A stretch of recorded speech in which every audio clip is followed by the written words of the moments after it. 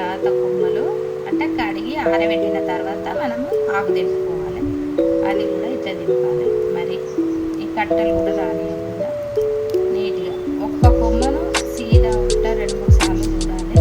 ఎందుకంటే ఈ ఆకు మీద పురుగులు గుడ్లు పెడతా ఉంటాయి. వాటి గుడ్లు ఆమ్లెట్ వేసుకోవద్దా?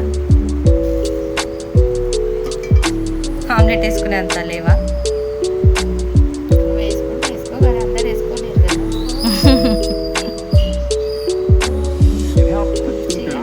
వెనకాల ఎక్కువ చూసేది ఎక్కడంటే ఆకు వెనకాలని ఎక్కువ అందుకనేసి కొంచెం చాలా జాగ్రత్తగా చేసుకోవాలి. ఏదో రఫా రఫా చేయొద్దు. ఆకు నీట్గా చేసుకోవాలనుకుంటే అట్లా చేసుకోవాలి.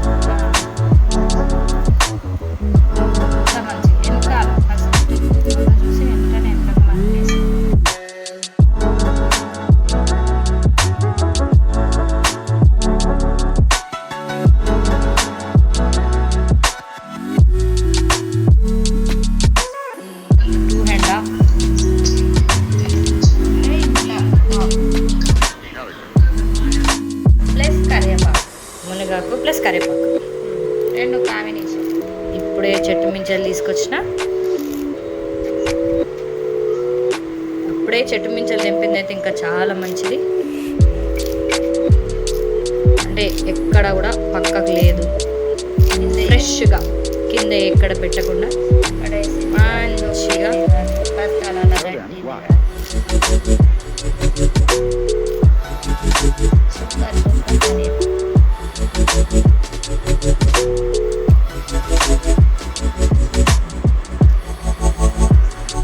కొంచెం ఆయిల్ వేసుకొని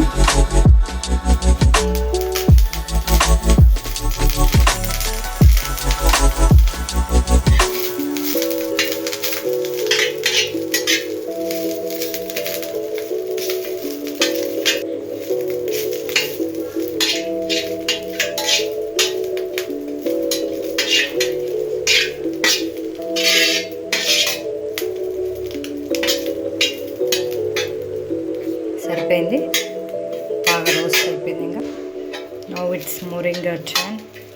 మునగాకు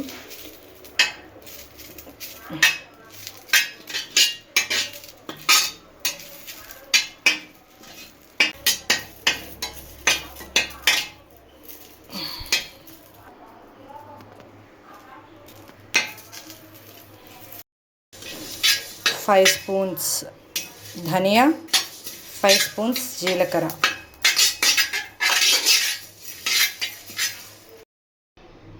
ఎండుమిర్చి వేయించుకుందాం.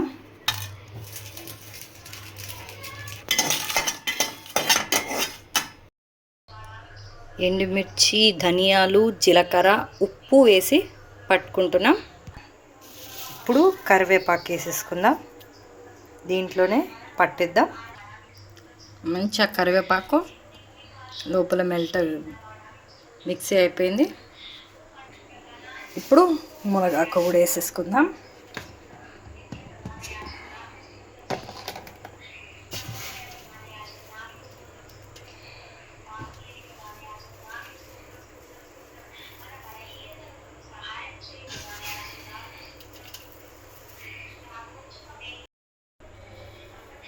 ఇప్పుడు మొరింగా పౌడర్ కూడా రెడీ అయిపోయింది, అన్నీ వేసేసాము. ఇప్పుడు వీటిని వేసుకుంటూ మనం ఇంకొకసారి మిక్సీకి వేద్దాం. చలో ఇప్పుడు మనము డబ్బాలోకి వేసేసుకుందాం. రెడీ అయిపోయింది. ఎల్లిపాయలు కూడా బాగా నలిగినాయి. ఇప్పుడు మినపప్పుని మనం సపరేట్గా పట్టుకొని వేసుకుందాం. కొంచెం అది ఎక్కలు చెక్కలు కావాలని ఆగినాము. వేసిన తర్వాత మళ్ళీ మినపప్పు పట్టి వేసుకుందాం. ఇప్పుడు లాస్ట్కి మినుములు కూడా ఒకసారి పట్టుకుందాము. వేసేసుకొని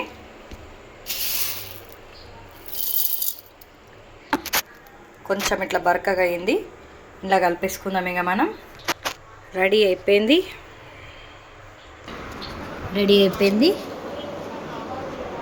మోరింగా పౌడర్. వేడి వేడి అన్నంలోకి నెయ్యి వేసుకొని తింటే చాలా బాగుంటుంది. కంటి చూపుకి చాలా మంచిది కరివేపాకు. ఇంకా చాలా ప్రయోజనాలు ఉన్నాయి.